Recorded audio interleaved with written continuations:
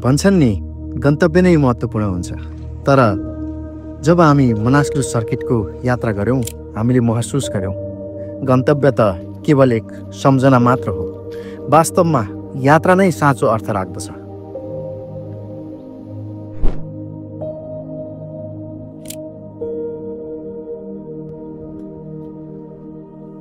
हामी 6 जना सौरभ, हरि, प्रवेश, प्रज्वल, सन्तोष र मराजन जो यात्राको अन्वेषण गर्न, नयाँ अनुभवहरू सङ्घाल्न र हरेक पाइलाहरू हरेक क्षणमा जीवनको अर्को अर्थ भेट्न उत्सुक थियौँ।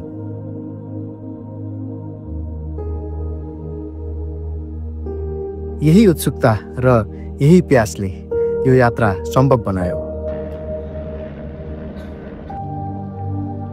पहाडहरूले हाम्रो शारीरिक शक्ति मात्र होइन आत्माको गहिराई पनि परीक्षण गरे। हामीले महसुस गर्यौँ कि यात्रा एक अर्को संसार थियो जहाँ हरेक मोड हरेक पाइला हाम्रा लागि उत्तिकै उत्साहपूर्ण र चुनौतीपूर्ण थिए।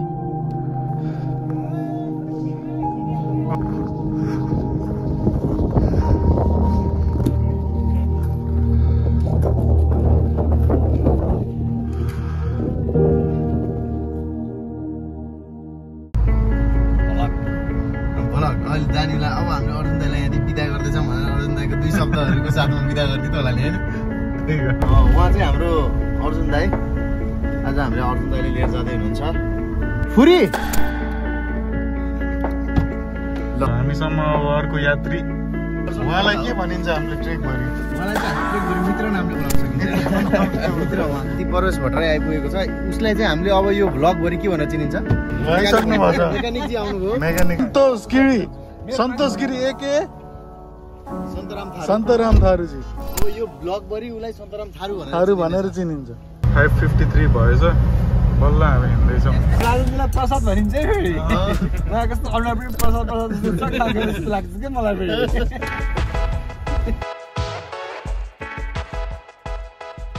मनासलु हिमाल सर्किट तथा लार्के पासको यात्रा गर्न हिँडेको हाम्रो टिम बिहान सबेरै उठेर हाम्रै गाडीमा बुटवलबाट बुगलिङ बजार, गोर्खा बजार हुँदै आरुघाट हुँदै माछी खोलासम्म पुग्यौँ। माछी खोलाबाट बाटो कठिन भएको कारणले गर्दा त्यहाँकै लोकल गाडीमा हामीले लिफ्ट माग्यौँ र खोर्ला बेसीसम्म पुग्यौँ।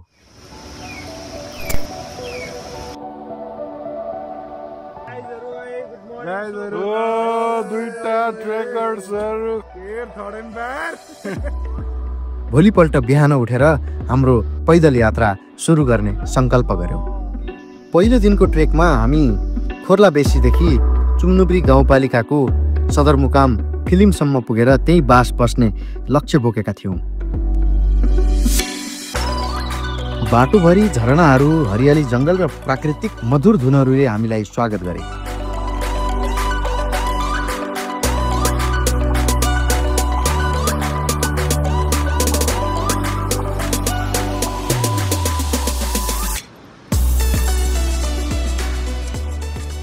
हामी चाहिँ अहिले दोभान भन्ने ठाउँ आइयो। अनि यहाँ चाहिँ दुईटा बाटो रहेछ। तल एउटा पुलको बाटो अनि त्यसै एउटा पुरानो बाटो, पहिरो गएको बाटो चाहिँ। तर पुरानो बाटो यो पुरानो बाटो होइन? यो पुरानो बाटो दोभान पारीको पुरानो बाटो हो। पारीको पुरानो बाटो यो त रोड खानेको के नयाँ। यो बाटोबाट 1 घन्टा छिटो पर्छ।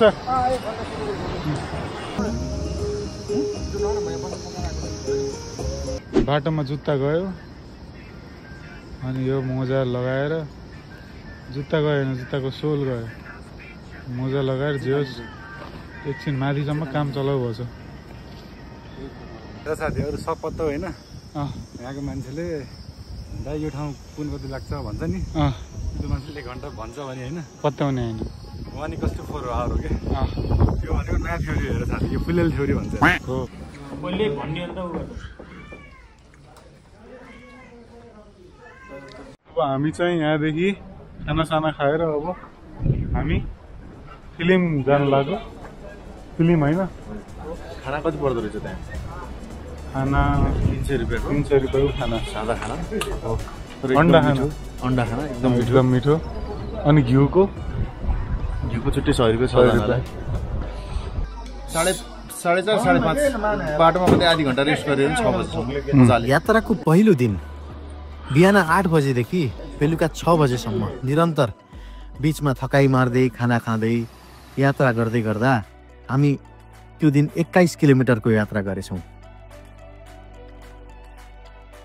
दिनभरको यात्रापछि हामी हाम्रो निर्धारित गन्तव्य फिल्मसम्म पुग्यौँ। फिल्म बजार चुम्नुब्री गाउँपालिकाको सदरमुकाम पनि रहेछ। Good morning from film. हिजो राति हामी यहाँ पुग्दाखेरि 6:30 7 बजे त पुरै अँध्यारो भइसक्छ यहाँ। अनि उहाँ चाहिँ खासाङ ब्रो यहाँ हामीलाई राति खानासाना खुवाउनु भयो। अनि सुकुटीमा सिट्ठी पनि उहाँले हो लगाएको। अब हामी लागिन्छ साथीहरु लागिन्छ ल। ओहोइ Entos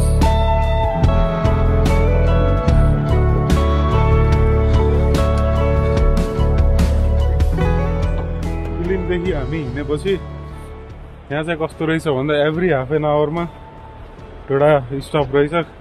त्यो भएर खाना खानुलाई हामीलाई नेक्स्ट डेस्टिनेसन पुग्न पर्छ, त्यहाँ जान पर्छ भन्ने हामीलाई त्यस्तो रस हुँदैन। जहाँ थकाइ लाग्छ, जहाँ भोक लाग्छ ठ्याक्क खायो। पैदल यात्राको दोस्रो दिन बुढी गण्डकी नदीको किनारे किनारको बाटो, हिमाली बस्तीहरू, गाउँहरू हुँदै हामी मनास्लु हिमालतर्फ अगाडि लम्किरहेका थियौँ। उत्साहित रूपमा यात्रा सुरु गरिरहेका थियौँ। फेरि पनि झरनाहरूले हामीलाई स्वागत गरिरहेका थिए। तर मनमा यो यात्रा सम्पन्न गर्न सक्छौँ कि सक्दैनौँ भन्ने खालको डर पनि हामीलाई लागिरहेको थियो। हो र ब्लगमा हेरेको थिएँ एउटा। अनि यहाँको खाना चाहिँ अहिलेसम्मको ट्रेकको सबैभन्दा मिठो खाना।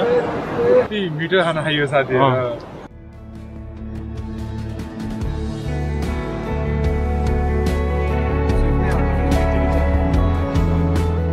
हामी चाहिँ पेवादेखि 1 घन्टाको ट्रेक गरेर डेङ आइयो। यात्राको दोस्रो दिन हाम्रो योजना बिफेदीसम्म पुग्ने थियो, तर त्यहाँका होटेलहरू भरिएका कारण हामी डेङमा बस्नुपर्ने भयो। हिजोको तुलनामा आजको यात्रा निकै छोटो र सरल थियो, शान्त बाटाहरू र ताजा पलहरूले भरिएको। Good morning from Deng. हामी चाहिँ हिजो यहाँ 5 बजे आइयो। माथि चाहिँ रुम सबै प्याक भएर, सिजनको कारणले प्याक भएर हामी चाहिँ माथि जान पाइएन। अनि हामी चाहिँ यहीँ बस्यौँ आज। रुम चाहिँ यस्तो थियो। टोयलेट चाहिँ यस्तो टाइपको छ, कमोड छैन। मेनुको रेट लाउने होइन।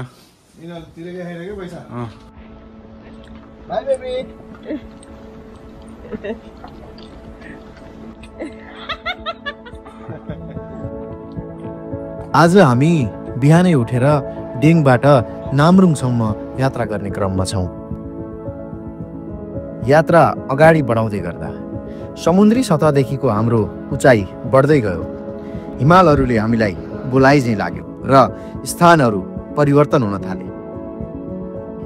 उच्च भूभागको प्राकृतिक सुन्दरता उजागर गर्दै हामी अगाडि लम्कियौँ।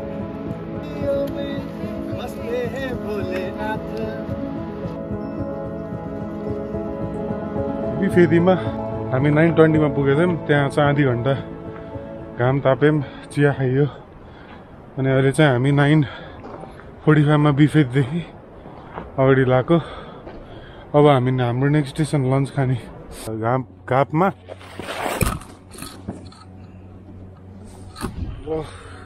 रेस्ट गरौँ भनेको। दामी लुट्यो यार।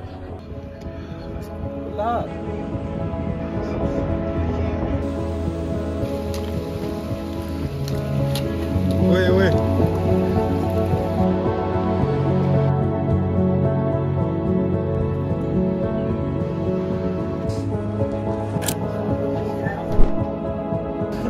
अघि तल थियो होइन? हिमाली गाउँको बीचबाट गुज्रिरहेका बाटाहरू पार गर्दै हामी अघि बढ्यौँ। फुलले सजिएका बगैँचा स्थितका घरहरूको सौन्दर्यमा हरायौँ र हरेक पाइलामा सङ्गीत गुन्जिने बाटाहरूमा यात्रा गर्यो। चिसो हावा अगाडि रहेका हिमालहरूको सन्देश लिएर बग्यो र पहाडहरूले झुक्दै अग्ला हिमालको गौरवलाई स्वागत गर्यो। हामी यहाँ छ मैले अनि यो भयो यो डाँडा देखाऊ एकचोटि। त्यो डाँडा छ नि त्यो डाँडा भनेको यहाँ यो डाँडा ए हामी यसको यता यो डाँडा होइन यहाँ रे नेपालको बोर्डर आयो है यता पुरै चाइना है लगभग 7 किलोमिटर उता चाइना 7 किलोमिटर। हिँडाइको क्रममा हामीले स्थानीयहरूसँग आत्मीय कुरा गर्यौँ र उनीहरूले बनाएका स्वादिला परिकारहरू खायौँ।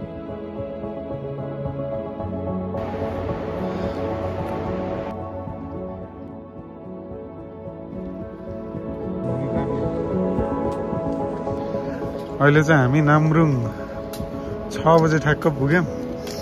नामरुङ पुग्न चाहिँ हामी यहाँ पुरै अँध्यारो छ। यो लाइट बालेर नाइट ट्रेकिङ गर्दैछ। हामी 1:30 होइन हामी 2:30 घापबाट 1:30 बजे ए 1:30 बजे हो अनि त्यहाँदेखि 4 घन्टा लाग्छ भन्दै थियो हो। हामीलाई यहाँ पुग्न 4.5 घन्टा लाग्यो। 4.5 घन्टा लाग्यो अनि 4.5 पनि कसरी लाग्यो भने बाटोमा हामीले एप्पल पाई ए पसलहरू पनि टन्नै रहेछ सुभिनियर्सहरू लानलाई टन्नै रहेछ। अझ त्यसले माथि त पाउन्न भन्दै थियो। यो त मिनी ठाउँ रहेछ हैन hotel cousin Come on guys, come with me. ल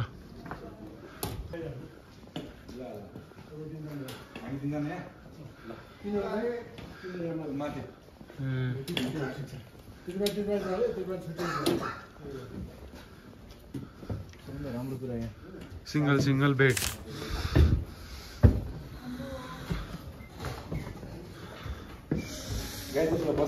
ए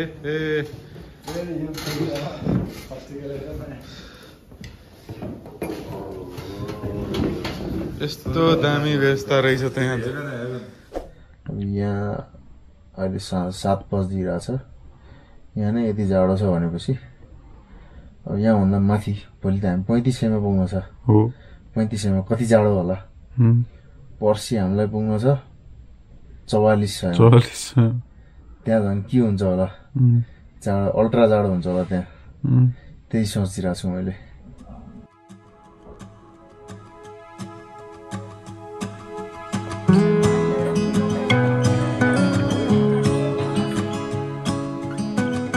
हेलो, आज हामी नामरुङबाट नास्ता खाएर अब हामी सामा गाउँतर्फ जाँदैछौँ। हाम्रो यो 3500 को हाइटमा हुनेछ तर हामी पुग्छौँ त्यहाँ। नपुग्ने भनेछन् केटाहरू तर हामी पुग्नुपर्छ त्यहाँ। जस्तो हो कि होइन केटाहरू? हो मेकानिकले भनेको कुरा ठिक हो। ठिक हो। हाम्रो एउटा साथीलाई बाटोमा हिँड्दा डायरिया भएको कारणले हामी चाहिँ हेल्थ पोस्टमा आएको छौँ। हामीले जीवन जल ल्याउन बिर्सियो उताबाट हिँड्दाखेरि। 10 बजे खुल्छ र हामीले उठाउन आएको दाइलाई। हेल्थ पोस्ट खुल्ने टाइमै 10 बजे। हेलो दाजु।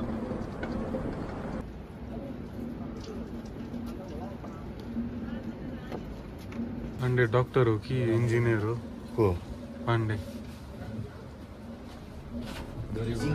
नमस्ते। हेलो। आज हामी नामरुङबाट सामागाउँतर्फको यात्रामा छौँ जहाँ पहाडहरूको अन्त्य र हिमालहरूको सुरुवात हुन्छ। यो अन्तिम गाउँ जहाँ अन्न उत्पादन गरिन्छ। यो गाउँ हेर्दा लाग्छ बसाइसराई गरेर यतै आएर बसौँ।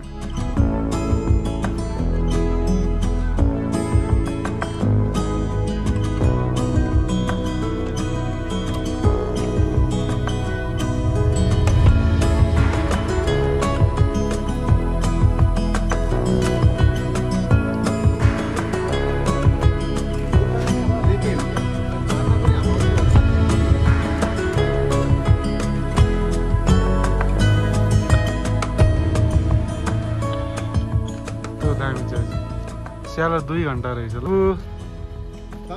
बाबु नाम सिटी मेरा। What is your name? लाब्दा भनौँ ल। हो तिमी सानैदेखि क्युट हो? ठुलो हो? खै तेरो साथीहरू खै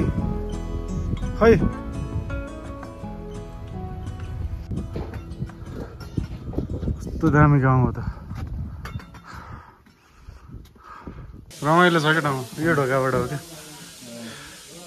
दिस इज लो अब चाहिँ हामी माथि छतमा ए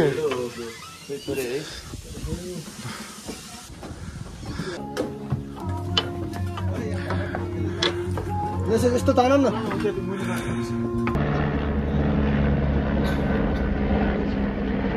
हामी चाहिँ अहिले बिहान 9 बजेदेखि हाइक गर्दै माथि चढ्दै हामी अहिले लोमा छौँ खाना खानको लागि अनि अहिलेको टाइम चाहिँ 1:49 हामी यहाँ 1:30 बजे आएको यहाँ चाहिँ अहिले आज चाहिँ हामी ढेँडो खान लाग्छौँ सबैले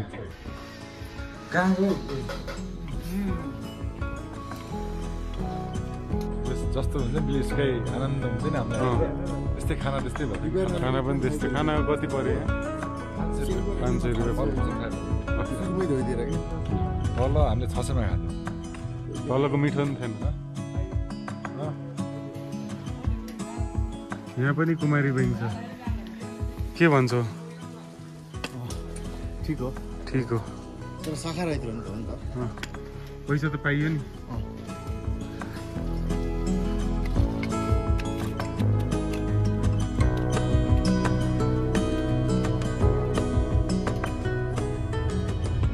अगाडिको दृश्य अझै सुन्दर हुँदै गयो मानिसहरू अन्न काटिरहेका थिए बच्चाहरू फुटबल खेलिरहेका थिए जसले हामीलाई फरक संसारमा पुगेको जस्तो महसुस गरायो हिँड्दै गर्दा जङ्गलहरू रङ्गीचङ्गी हुँदै गए अब हरियो थिएन बरु रङ्गहरू मिश्रित हुँदै थिए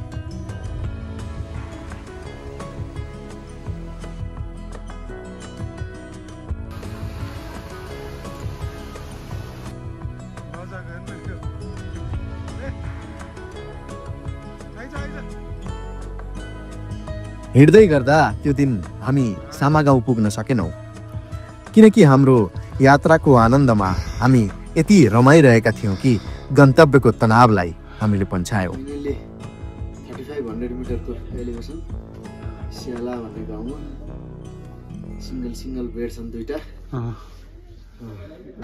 चार्जिङको व्यवस्था पनि छ है आइफोन पनि चार्ज गर्न मिल्छ युनिभर्सल सकेट छ चिल छ बुढी गण्डकी नै गण्डकी जङ्गलको बाटो अब यहाँदेखि नि यसो म्यापले के देखाइरहेछ भन्दा जङ्गल सक्यो क्या हरियो सक्यो क्या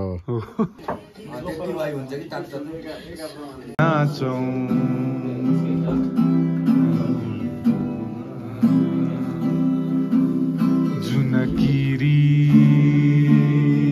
नाचे जस्तै नाचौं बतासमा जुनकिरी नाचे जस्तै बतासमा उडौ आज सिमलको भुवा जस्तै सिमलको भुवा जस्तै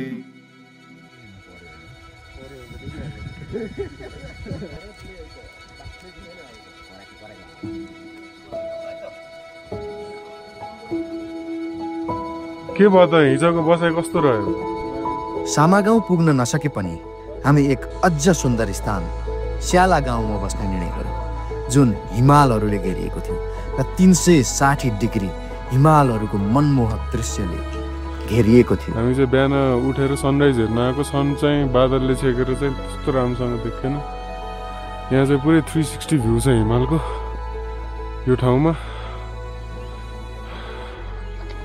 हामी चाहिँ यहाँ अहिले ब्रेकफास्ट खाएर अब हाम्रो डेस्टिनेसन चाहिँ आज साम्दो भन्ने ठाउँमा हो अनि साम्दो जाँदै गर्दाखेरि सामागाउँ भन्ने ठाउँमा हामीले त्यहाँको डिफ्रेन्ट साइट्सहरू वीरेन्द्र लेक त्यस्तो यस्तो हेर्नेवाला छौँ अनि हेरौँ अब कस्तो हुन्छ वेदर पनि ठाउँको ठाउँ चेन्ज भइरहेछ यहाँ तर हिमालहरू छ्याक्क देखेको छ त्यही हो राम्रो कुरा चाहिँ र सियु on the trials.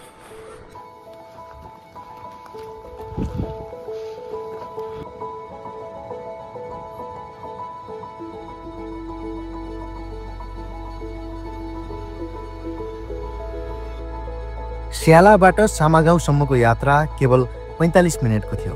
हामी पूर्ण रूपमा हिमाली क्षेत्रको वातावरणमा डुबेका थियौँ, जहाँ रङ्गीचङ्गी वनस्पति र जीवजन्तुले हरेक पाइलामा जीवन थप्दै थिए।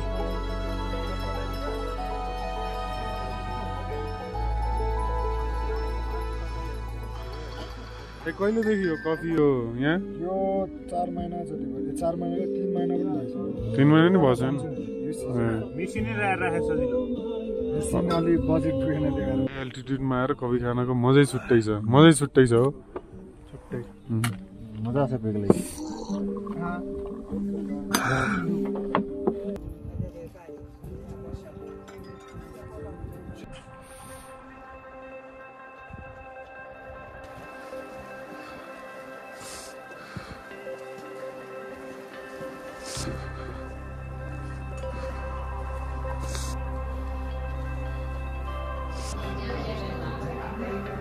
सामागाउँमा हामी प्रसिद्ध वीरेन्द्र ताल हेर्न गयौँ।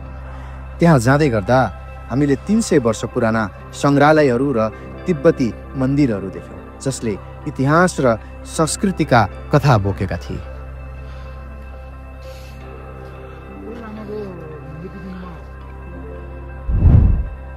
वीरेन्द्र ताल हामीले कल्पना गरे भन्दा अझ सुन्दर थियो, जसलाई रङ्गीचङ्गी जङ्गलले घेरेको थियो।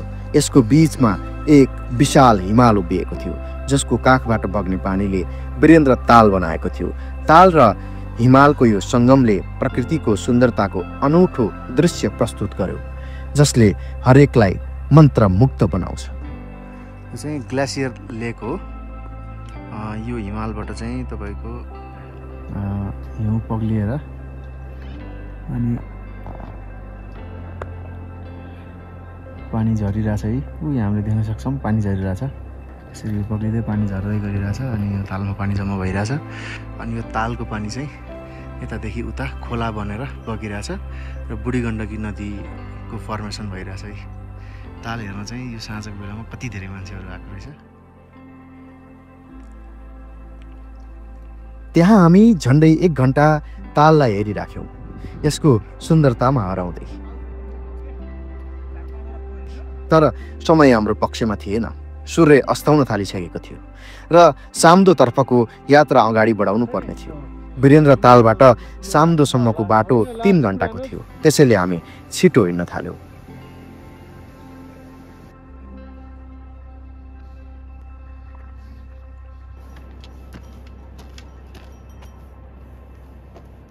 यो चाहिँ हाम्रो स्याम्दोको रुम। हामी चाहिँ आउँदा 6:30 भएछ अनि यहाँ चाहिँ लाइनै छैन। आज 5 दिनभरि लाइनै छैन रे।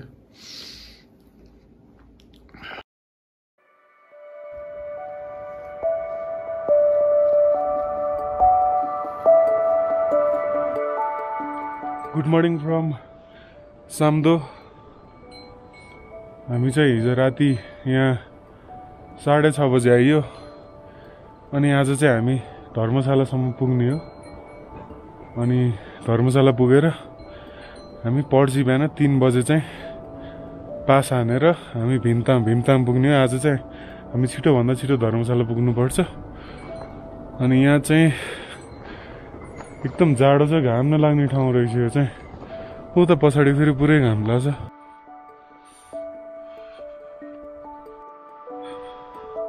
हामी चाहिँ अहिले धर्मशाला तर्फ जाँदैछौँ। हामी हिँडेको ठ्याक्कै 8:20 हो। हामी अन द वे समयले चाहिँ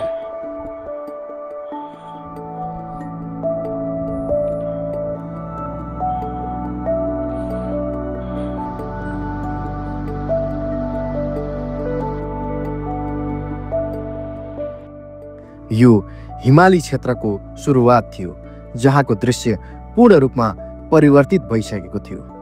चारैतिरका विशाल हिमालहरूको मनमोहक दृश्यले हाम्रो मन मोहित पारिसकेको थियो। तर त्यही बेला हामी धर्मशालातर्फ दौडिरहेका थियौँ, किनभने त्यहाँ कोठाहरू सीमित मात्रामा थिए। यदि समयमै पुग्न सकिएन भने रात टेन्टमा बिताउनु पर्ने अवस्था आउन सक्थ्यो।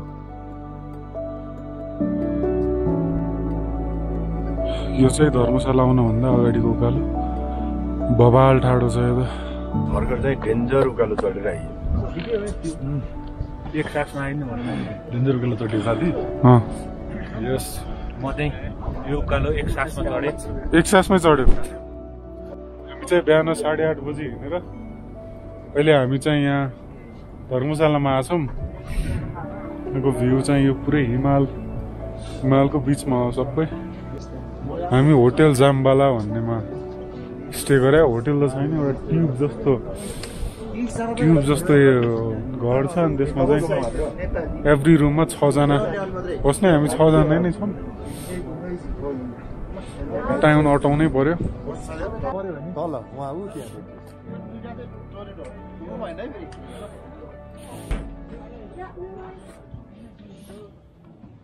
Want to get my bag? Okay. That's okay? That's very okay. Hey. This is धर्मशालामा पुग्दा हामीहरूलाई पिकनिकमा आएको जस्तो महसुस भयो। विशाल हिमालहरू हेर्दै बाहिर बसेर खाना खायौँ। हिमाल चाहिँ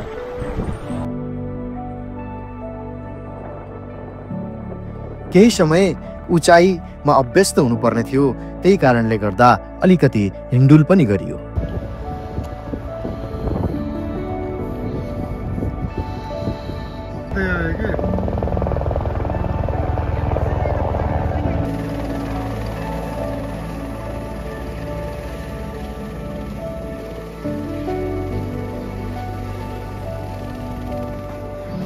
यो ट्रेक स्क्याम हो।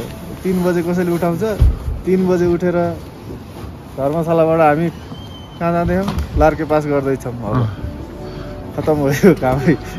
ट्रेकै कोही पनि नआउनु होला। धन्यवाद। यो बिन्दुमा आइपुगेर सोचिरहेका थियौँ, हामीले लार्के पास पार गर्न सक्छौँ कि सक्दैनौँ होला, हामी सफल हुन सक्छौँ कि सक्दैनौँ होला सोचिरहेका थियौँ। तर सफल हुनु नै पर्ने हामीलाई बाध्यता थियो, किनकि फर्कने बाटो त अब झनै टाढा थियो। हामीलाई लार्के पास पार गर्नु नै सबैभन्दा उत्तम विकल्प थियो। साथीहरू, यहाँ शहर गाउँमा चिया खान पाइन्छ। आर्टिफिसियल भ्यू हेर्ने है यस्तरी आउने, नत्र नि नेचुरल हेर्ने भने मोबाइलमै हेर्दा हुन्छ है। हामी बिस्तारै अगाडि बढ्यौँ, मन शान्त र एकाग्र राख्दै, किनभने हामीलाई 5000 मिटरभन्दा माथिको उचाइमा पुग्नु पर्ने थियो। अहिले चाहिँ घाम लाग्यो एकदम मिठो। हामी पास हुँदैछौँ।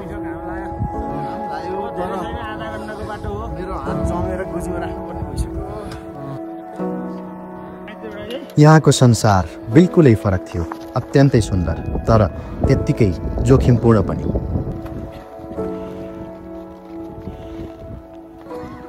हिँडेको बिहान 4 बजे हो। 4 बजेर 15 मिनट। अहिले चाहिँ हाम्रो 8 बजेर 9 मिनट गर्छ।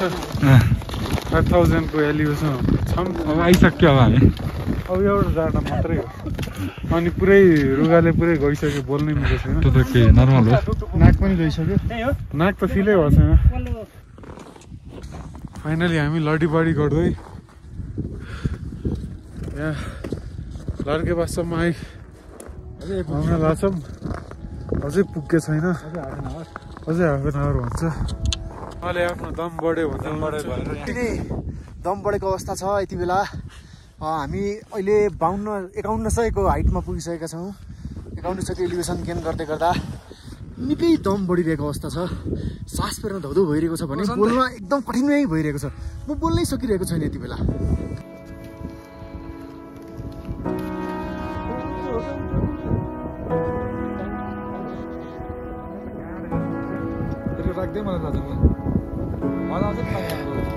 मजा आयो। 8 दिनको सङ्घर्षमय पैदल यात्रा। जति दिन बित्दै जान्थ्यो, हाम्रो लक्ष्य अझ नजिक आइरहेको थियो। हामीलाई पत्यार लागिरहेको थिएन, हामीले हाम्रो लक्ष्य हासिल गर्दैथ्यौँ।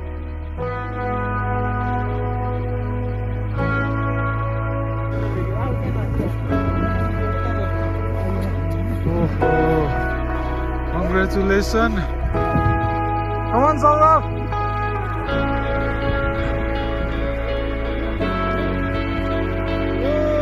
Yo, man, yo.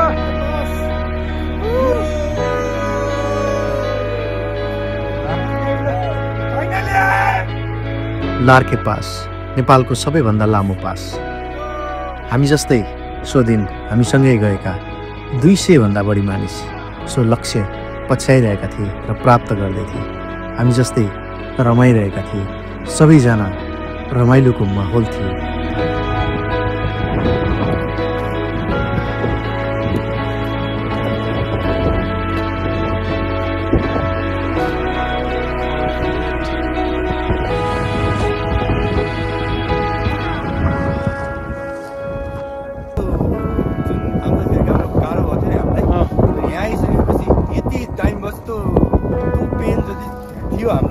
सबै रिलिफ भइसक्यो।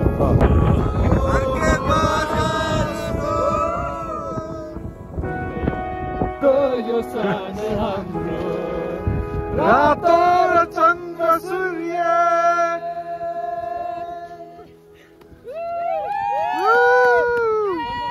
हामी लार्के पासको उच्चतम बिन्दुमा पुग्यौं, तर त्यहाँ यात्रा समाप्त हुँदैन। अब पहाड पार गरेर तल झर्नु छ, जुन अझ बढी चुनौतीपूर्ण थियो। जति शिखरमा चढ्न गाह्रो थियो, अबको झर्ने बाटो झनै कठिन थियो। तिम्रो खुट्टामा पाइजु लगाएर हिँडिरहेको छौ, कस्तो फिलिङ हुँदो रहेछ पाइजु लगाउँदा? गजगज हो।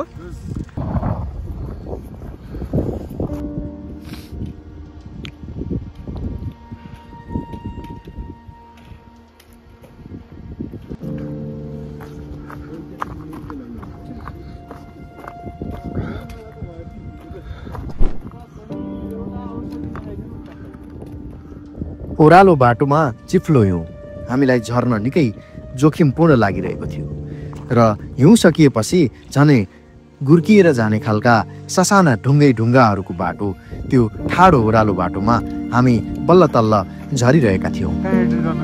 हामीले लार्के पास पार गरिसकेपछि अन्ततः मनाङ पुगेका छौँ। यो शिखरबाट तलसम्मको नन स्टप यात्रा थियो, एक क्षण पनि रोकिएन। त्यस लगत्तै हामी हाम्रो आजको गन्तव्य या खर्कसम्म पुग्नु पर्ने थियो। हामी त्यतैको ओह्रालो झर्नतिर लाग्यौँ। मनाङमा जङ्गलहरू अझै रङ्गीन थिए, नदीहरू गाढा निलो रङले भरिएका थिए र गाउँहरू हिमालको छायामा बसेका थिए। त्यो दिनको हाम्रो यात्रा 52,000 भन्दा बढी कदम अर्थात् 32 किलोमिटरको थियो। जङ्गलमा 1-2 घण्टा भट्केपछि फाइनल्ली या खर्का आयौँ। बिहानदेखि हिँडेछौँ।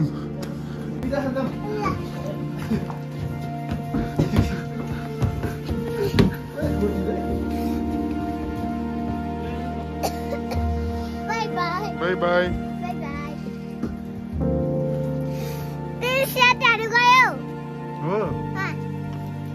यो यात्रा जीवनको प्रतिबिम्ब जस्तो थियो, जहाँ बाटोले गन्तव्यभन्दा बढी सिकाइरहेको थियो। हामी पहाडहरूलाई पछाडि छोड्दै थियौँ, तर तिनीहरूको आत्मा हामी सँगै रहिरहेको थियो। यो सम्झाउँदै कि यात्रा नै कथाको सबैभन्दा सुन्दर भाग हो। हेलो।